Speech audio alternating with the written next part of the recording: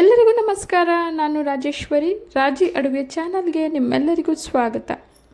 ಇವತ್ತಿನ ಸಿಂಪಲ್ ಹಾಗೆ tasty recipe chicken curry ಹೇಗೆ ಮಾಡೋದು ಅಂತ ನೋಡೋಣ. ಕಡಿಮೆ ಸಾಮಗ್ರಿಗಳನ್ನು ಬಳಸಿ ತುಂಬಾ ಸುಲಭವಾಗಿ ಈ ರುಚಿಯಾದ ಚಿಕನ್ ಕರಿನ ಮಾಡ್ಕೋಬಹುದು. ಚಿಕನ್ ಕರಿ ಮಾಡೋದಕ್ಕೆ ಮೊದಲು ನಾನಿಲ್ಲಿ ಒಂದು ಕುಕ್ಕರ್ಗೆ 4 ಟೇಬಲ್ ಸ್ಪೂನ್ ಎಣ್ಣೆನ ಸೇರಿಸಿ ಎಣ್ಣೆ ಬಿಸಿಯಾದ ನಂತರ 1 kg ಚಿಕನ್ನ ಚೆನ್ನಾಗಿ ತೊಳೆದು ಸೇರಿಸ್ಕೊಳ್ತಾ ಇದ್ದೀನಿ. ಈಗ ಚಿಕನ್ನಲ್ಲಿರೋ ನೀರೆಲ್ಲ ಪೂರ್ತಿಯಾಗಿ ಆವಿಯಾಗೋವರೆಗೂ ಫ್ರೈ ಮಾಡ್ಕೊಳ್ಳೋಣ. ಈ ರೀತಿ ಫ್ರೈ ಮಾಡ್ಕೊಳ್ಳೋದ್ರಿಂದ ಚಿಕನ್ನಲ್ಲಿರೋ ಹಸಿ ಸ್ಮೆಲ್ಲೆಲ್ಲ ಹೋಗಿ ರುಚಿ ತುಂಬಾ ಚೆನ್ನಾಗಿರುತ್ತೆ. ನೋಡಿ, ಚಿಕನ್ನಲ್ಲಿರೋ ನೀರೆಲ್ಲ ಬಿಟ್ಟಿದೆ. ಈಗ ಈ ನೀರು ಪೂರ್ತಿಯಾಗಿ ಆವಿಯಾಗೋವರೆಗೂ ಫ್ರೈ ಮಾಡ್ಕೊಂಡಿದ್ದೀವಿ. ನೋಡಿ, ಚಿಕನ್ನಲ್ಲೀಗ ಚೂರು ಸಹ ನೀರಿಲ್ದೇ ಬರೀ ಎಣ್ಣೆ ಅಷ್ಟೇ ಉಳಿದಿದೆ. ಈಗ ಈ ಫ್ರೈ ಆಗಿರೋ ಚಿಕನ್ನ ಬೇರೆ ಪಾತ್ರೆಗೆ ಸೇರಿಸಿಟ್ಕೊಳ್ಳೋಣ. ಫ್ರೈ ಆಗಿರೋ ಚಿಕನ್ ಎಲ್ಲ ಇನ್ನೊಂದು ಪಾತ್ರೆಗೆ ಸೇರಿಸಿಟ್ಟಾಗಿದೆ. ಈಗ ಇದೇ ಎಣ್ಣೆಗೆ 2 ಪಲಾವ್ ಎಲೆ, ಚೂರು ಜಾವಿತ್ರಿ, 1/4 ಟೀ ಸ್ಪೂನ್ ಸೋಂಪು, 1/4 ಟೀ ಸ್ಪೂನ್ ಜೀರಿಗೆ, 1/4 ಟೀ ಸ್ಪೂನ್ ಮೆಣಸು, 2 ಏಲಕ್ಕಿ, 1.5 ಇಂಚು ಚಕ್ಕೆ, 5 ಲವಂಗ ಇಷ್ಟನ್ನು ಸೇರಿಸಿ 3 ಮೀಡಿಯಂ ಸೈಜ್ ಈರುಳ್ಳಿಯನ್ನು ಕಟ್ ಮಾಡಿ ಸೇರಿಸ್ಕೊಂಡು ಫ್ರೈ ಮಾಡ್ಕೊಳ್ಳೋಣ. ಈರುಳ್ಳಿ ಬೇಗ ಫ್ರೈ ಆಗೋದಕ್ಕೆ 1/4 ಟೀ ಸ್ಪೂನಷ್ಟು ಪುಡಿ ಉಪ್ಪನ್ನು ಸೇರಿಸಿ ಫ್ರೈ ಮಾಡ್ಕೊಳ್ತಾ ಇದ್ದೀನಿ.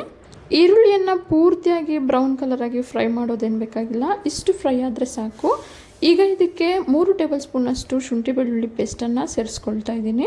ಶುಂಠಿ ಬೆಳ್ಳುಳ್ಳಿಯನ್ನು ಫ್ರೆಶ್ ಆಗಿ ರುಬ್ಬಿ ಸೇರಿಸೋದ್ರಿಂದ ರುಚಿ ತುಂಬಾ ಚೆನ್ನಾಗಿರುತ್ತೆ. ಹಾಗಾಗಿ ಆದಷ್ಟು ಮನೆಯಲ್ಲೇ ಶುಂಠಿ ಬೆಳ್ಳುಳ್ಳಿ ಪೇಸ್ಟನ್ನು ಮಾಡಿ ಸೇರಿಸ್ಕೊಳ್ಳಿ. ಶುಂಠಿ ಬೆಳ್ಳುಳ್ಳಿ ಎಲ್ಲ ಈಗ ಚೆನ್ನಾಗಿ ಫ್ರೈ ಆಗಿದೆ. ಈಗ ಇದಕ್ಕೆ 4 ಮೀಡಿಯಂ ಸೈಜ್ ಟೊಮೊಟೊನ ಕಟ್ ಮಾಡಿ ಸೇರಿಸ್ಕೊಳ್ತಾ ಇದ್ದೀನಿ. ನಂತರ 3 ಹಸಿಮೆಣಸಿನ್ಕಾಯಿ, 1/2 ಟೀ ಸ್ಪೂನಷ್ಟು ಅರಿಶಿನ ಪುಡಿಯನ್ನು ಸೇರಿಸಿ ಟೊಮೊಟೊ ಪೂರ್ತಿಯಾಗಿ ಮೆತ್ತಗಾಗೋವರೆಗೂ ಬೇಯಿಸ್ಕೊಳ್ಳೋಣ. ನಾನಿಲ್ಲಿ ಫಾರಮ್ ಟೊಮೊಟೊನ ಬಳಸ್ಕೊಂಡಿದ್ದೀನಿ. ನಾಟಿ ಟೊಮೊಟೊ ಬಳಸೋದಾದರೆ 3 ಸೇರಿಸ್ಕೊಳ್ಳಿ. ಟೊಮೆಟೊ ತುಂಬಾ ಸಾಫ್ಟಾಗಿ ಚೆನ್ನಾಗಿ ಬೆಂದಿದೆ. ಈಗ ಇದಕ್ಕೆ 2 ಟೇಬಲ್ ಸ್ಪೂನ್ ಧನಿಯಾ ಪುಡಿ, 2 ಟೇಬಲ್ ಸ್ಪೂನ್ ಖಾರದ ಪುಡಿ, 1 ಟೀ ಸ್ಪೂನ್ ಗರಂ ಮಸಾಲಾನ ಸೇರಿಸಿ 1 ನಿಮಿಷ ಮೀಡಿಯಂ ಫ್ಲೇಮಲ್ಲಿ ಫ್ರೈ ಮಾಡ್ಕೊಳ್ಳೋಣ.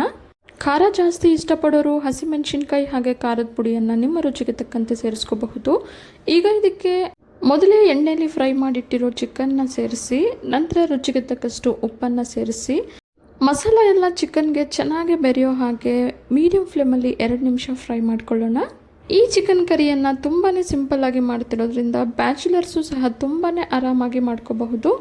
ಚಿಕನ್ ಎಲ್ಲ ಮಸಾಲ ಜೊತೆಗೆ ಬೆರೆತು ತುಂಬ ಚೆನ್ನಾಗಿ ಫ್ರೈ ಆಗಿದೆ. ಈಗ ಇದಕ್ಕೆ 2 ಕಪ್ಪಷ್ಟು ನೀರನ್ನು ಸೇರಿಸ್ಕೊಳ್ತಾ ಇದ್ದೀನಿ. ಗ್ರೇವಿ ಕನ್ಸಿಸ್ಟೆನ್ಸಿ ಗಟ್ಟಿಯಾಗಬೇಕಾ ಅಥವಾ ತೆಳುವಾಗಬೇಕಾ ನೋಡಿ ನೀವು ನೀರನ್ನು ಸೇರಿಸ್ಕೋಬಹುದು. ರೈಸ್ಗೆ ಕಾಂಬಿನೇಷನ್ ಆಗಿ ಮಾಡ್ಕೊಳ್ಳೋದಾದರೆ ಸ್ವಲ್ಪ ತೆಳುವಾಗೆ ಮಾಡ್ಕೊಳ್ಳಿ. ಚಪಾತಿ, ದೋಸೆ, ಪರೋಟಾಗೆ ಮಾಡ್ಕೊಳ್ಳೋದಾದರೆ ಸ್ವಲ್ಪ ಗಟ್ಟಿಯಾಗಿ ಮಾಡ್ಕೊಳ್ಳಿ. ಈಗ ಕುಕ್ಕರ್ ಲಿಡ್ಡನ್ನು ಮುಚ್ಚಿ 2 ವಿಸಿಲ್ ಕೂಗಿಸ್ಕೊಳ್ಳೋಣ. 2 ವಿಸಿಲ್ ಬಂದು ಗ್ಯಾಸ್ ಎಲ್ಲ ರಿಲೀಸ್ ಆಗಿದೆ. ಬನ್ನಿ ಈಗ ಚಿಕನ್ ಕರಿ ಹೇಗೆ ಬಂದಿದೆ ಅಂತ ನೋಡೋಣ. ತುಂಬಾ ಪರ್ಫೆಕ್ಟಾಗಿ ಡೆಲಿಷಿಯಸ್ ಆಗಿ ಕಾಣ್ತಾ ಇದೆ. ಈಗ ಗ್ಯಾಸ್ ಫ್ಲೇಮನ್ನು ಆನ್ ಮಾಡಿ 2 ನಿಮಿಷ ಹೈ ಫ್ಲೇಮಲ್ಲಿ ಕುದಿಸ್ಕೊಳ್ಳೋಣ. ನಂತರ 1 ಕೈ ಹಿಡಿಯಷ್ಟು ಕೊತ್ತಂಬರಿಯನ್ನು ಸಣ್ಣಕ್ಕೆ ಹೆಚ್ಚಿ ಸೇರಿಸ್ಕೊಂಡು ಒಂದ್ಸಲ ಮಿಕ್ಸ್ ಮಾಡಿಕೊಂಡ್ರೆ ರುಚಿಯಾದ ಇವತ್ತಿನ special simple delicious chicken curry serve ಮಾಡೋದಕ್ಕೆ ರೆಡಿ ಆಗುತ್ತೆ. Biryani, jeera rice, white rice ಹಾಗೆ ದೋಸೆ, ಇಡ್ಲಿಗೂ ಸಹ ಈ ಕರಿ ತುಂಬಾ ಚೆನ್ನಾಗಿರುತ್ತೆ. ಇವತ್ತಿನ ಈ ರುಚಿಯಾದ ಚಿಕನ್ ಕರಿ ನಿಮಗೆಲ್ಲ ಇಷ್ಟ ಆಗಿದೆ ಅಂದ್ಕೊಂಡಿದ್ದೀನಿ. ಇಷ್ಟ ಆಗಿದ್ದರೆ ಈಗಲೇ ಒಂದು ಲೈಕ್ ಮಾಡಿ, ಹಾಗೆ ನಿಮ್ಮ ಫ್ಯಾಮಿಲಿ ಆ್ಯಂಡ್ ಫ್ರೆಂಡ್ಸ್ ಜೊತೆ ಶೇರ್ ಮಾಡಿ. ಮತ್ತಷ್ಟು ಸುಲಭ ಹಾಗೂ ರುಚಿಯಾದ ರೆಸಿಪಿಗಳಿಗೋಸ್ಕರ ರಾಜಿ ಅಡುಗೆನ ಸಬ್ಸ್ಕ್ರೈಬ್ ಆಗೋದನ್ನು ಮರಿಬೇಡಿ.